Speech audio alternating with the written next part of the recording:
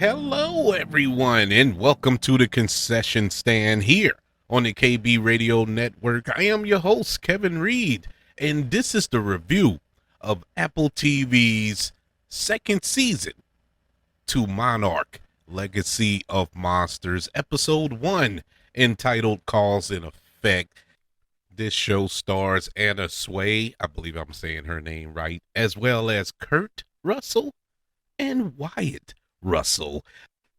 Season 2 picks up directly after season 1, where we saw Russell's character of Lee Shaw be left behind in this little vortex on Skull Island in order to save everyone else. And that's where we left off.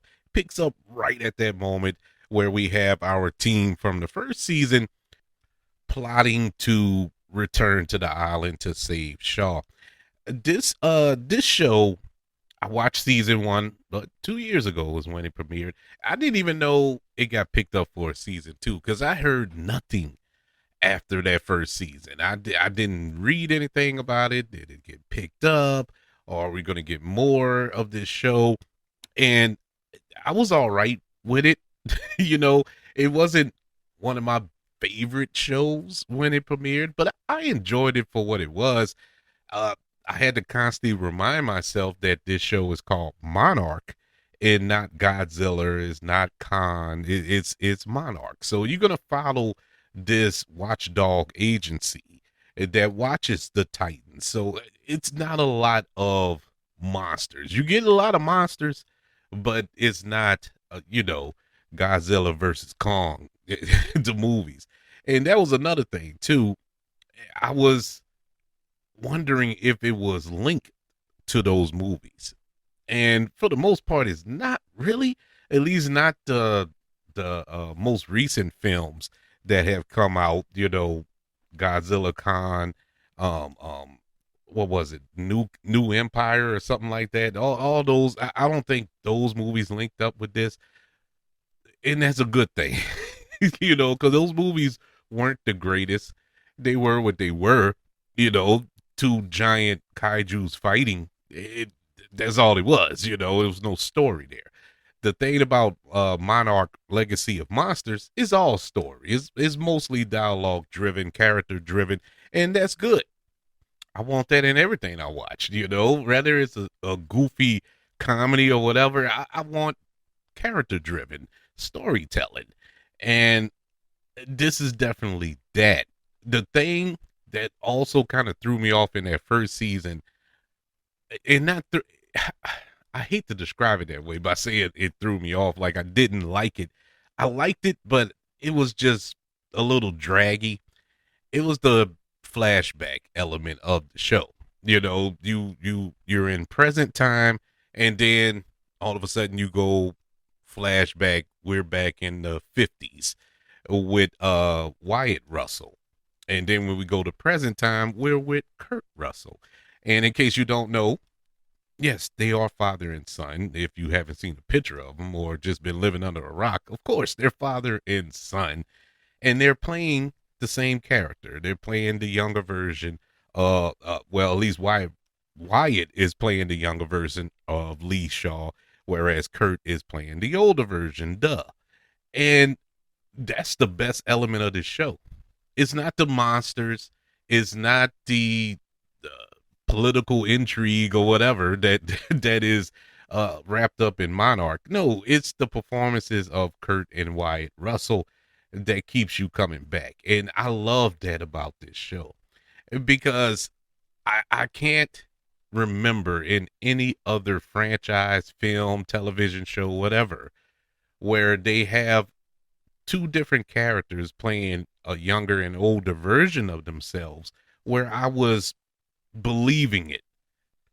Rather it be they cast two actors that look nothing like one another, or they cast two actors that just one isn't up to the caliber of the other, or whatever the case may be.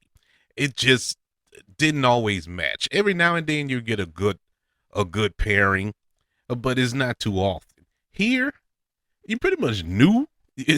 I mean, there's father and son, but they're appearance is so uncanny, obviously, but it's the other thing. It's the speech patterns. It's the facial tics that I think they just have. That's just who they are. It's a Russell curse.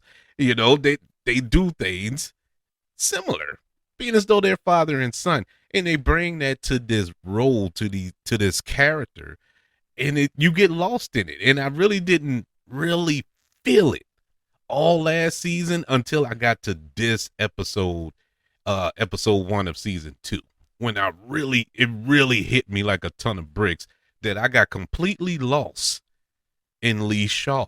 It wasn't Kurt Russell. It wasn't Russell. It was Lee Shaw. And I believe the fact that they were playing the same character.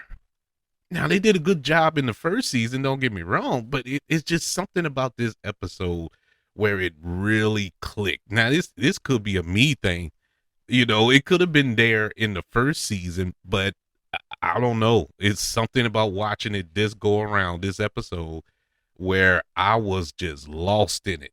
I was completely lost in that. And I loved every second those two were on screen. Unfortunately, we'll never see them on screen together in this show unless they add a time travel element to it, and then you lost me. But just seeing them play this role is a joy to me. Another knock, I guess you could say, from last season, it wasn't a lot of action. Didn't have a lot of action to say that it's a MonsterVerse property. The way this first episode is set up, it lets me know that season 2 is going to have a lot more action, and not action just for action's sake, to drive the story forward. The action that we got in the first episode, I felt drove the story forward to whereas I want more. I can't wait for next week because you're setting things up. And we didn't get a lot of that in the first season. I think the first season was more of a setup for our characters, for us to get to know them, get their motivations, what's driving them, and so on and so forth. And it took 10 episodes to do it, but they did it. Like I said, my thing about last season was the fact that it just drug. It felt like it drug to me. Already in episode 1, I don't feel that. I feel like everything is established. We know what Monarch is all about.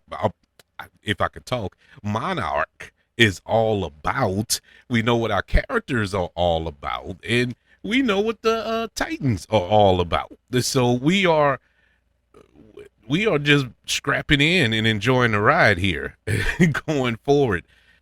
Whereas season 1 focused a little bit more on Godzilla. We didn't get Kong until the very last episode of the first season. Already this episode 1 of season 2, we got a lot of Kong. We even got him sleeping.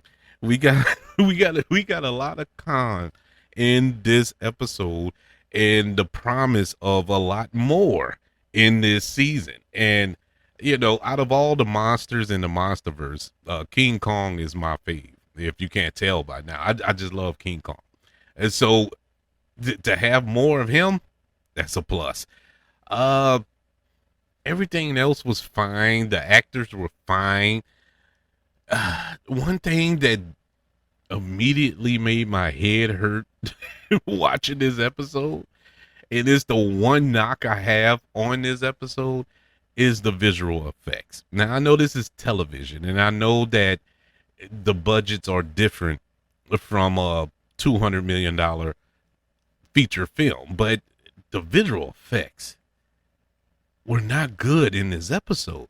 And I'm not even talking about the monsters, the Titans here. That was fine. Those look good. It was the green screen for everything else. When they were on the boat, it was a scene in the beginning of the episode where our character of Keiko, she wakes up and she runs out of down this hallway. You think she's in this facility, a building, I should say, opens the door to the outside, and come to find out she's on this ship, this Monarch ship. And when they panned out and showed the boat, it just looked so fake. I mean, fake beyond fake. Now I can accept it in certain medias, in certain properties, because the budget. I'm mindful of, okay, I know I'm watching a television show. I know this is on CW or whatever. I know that this isn't gonna look like Titanic, but my God, you're in a you this is a show that is effects heavy. We're dealing with monsters, we're dealing with different dimensions or worlds or whatever, pocket universes, whatever. Yeah, it's going to have a lot of visual effects. So wouldn't you want to focus on that to look good? It just didn't look good. It in certain areas. It was that boat shot. It was the shot when our team of heroes are trying to sneak past a sleeping King Kong. It just didn't look it, it just looked bad. I don't know how else to describe it. It just looked bad. And it kind of took me out of it for a few minutes. Now, it wasn't like that throughout every single visual effects shot. Not all of them looked bad. Like I said, the monsters look great. Kong looked great.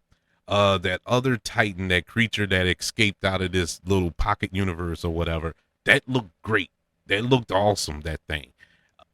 It was mainly the visual effects shots that involved humans being in the shot as well, because you could tell they was in front of a green screen, and it will take you out of it. But besides that, I did like the episode. I liked it enough that I'm looking forward to next week for episode 2.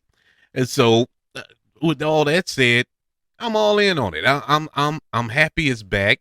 Like I said, to start off the show, didn't know it was coming back. I did not know that it got picked up for a season 2. Glad that it did, because it left with a cliffhanger. And I hate when shows do that. I hate when movies do that. They decide to just say, you know what, we're good. We're going to cancel it, even if it's good or bad. It infuriates me, because I want a nice. I'm big on closure. Let's just close it. Just give me one more episode. Commit to doing one more episode to tie everything up in a nice little shiny red bow. If you're gonna cancel it or not. Yeah, that's my thing. But don't just leave people hanging. you know.